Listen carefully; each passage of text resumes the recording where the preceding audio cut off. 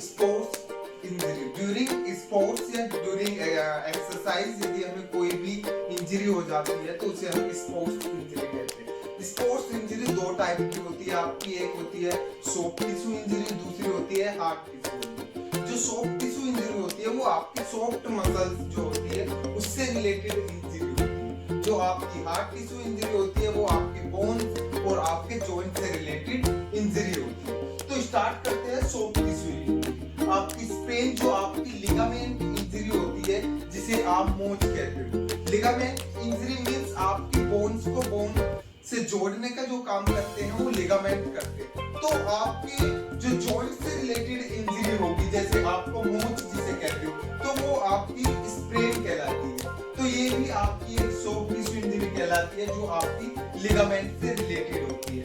Strain जो आपकी muscle या टेंडन इंजरी होती है। टेंडन क्या होती है? आपकी मसल्स को और बोन्स को जोड़े रखने का काम ये करती है, जिसे आप खिंचाव भी बोल सकते हैं। इसके बाद आता है कंट्यूजन, आपका जो ये ब्रूसेस जिसे बोलते हैं, इसमें आपकी जो अपर स्किन होती है वो डैमेज नहीं होती, इसमें जो आपकी इंटरनल स्किन्स होती है वो डैमेज हो जाती है, जिसे आप छल्ला पड़ना या आपको नील पड़ना जिसे आप बोल सकते हो।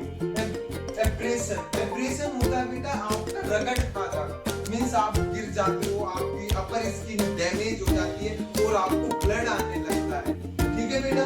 इसके बाद आता है hard tissue injury. Hard tissue injury जो होती है वो आपके, मैंने बताया, फ्रैक्चर और आपका जॉइंट रिलेटेड इंजरी होती है। इसमें आपका आता है सिंपल फ्रैक्चर। सिंपल फ्रैक्चर जो होता है वो आपका क्लोज फ्रैक्चर भी बोला जाता है। मींस उसमें क्या होगा, जो आपकी बोन है वो सिंपल एक जगह से क्रैक हो जाती है। वो जो बोन है आपके किसी एक्सटर्नल ऑर्गन्स को इफेक्ट नहीं करती, आपकी स्किन को कोई इफेक्ट नहीं करती, उसे क्या कहते हैं? Simple fracture.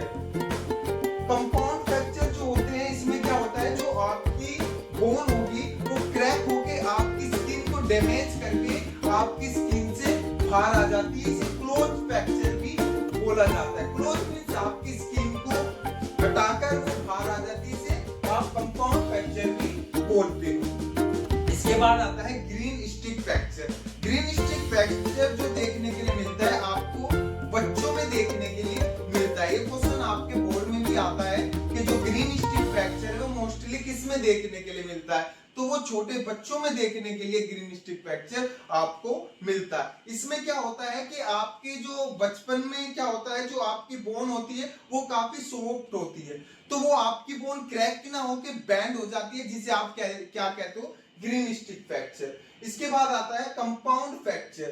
कंपाउंड फ्रैक्चर में क्या होता है, जो आपकी बोन होती है वो 2 से 3 जगह से फ्रैक्चर हो जाती है।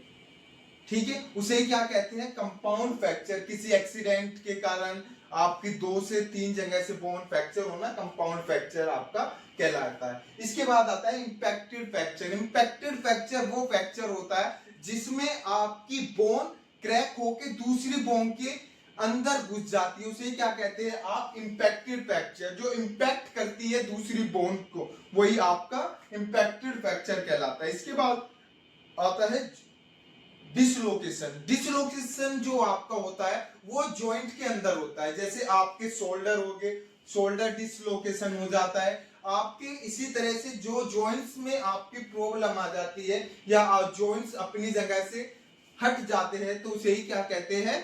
डिसलोकेशन।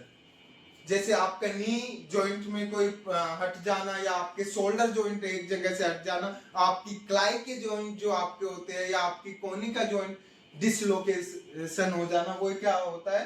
आपका डिसलोकेशन।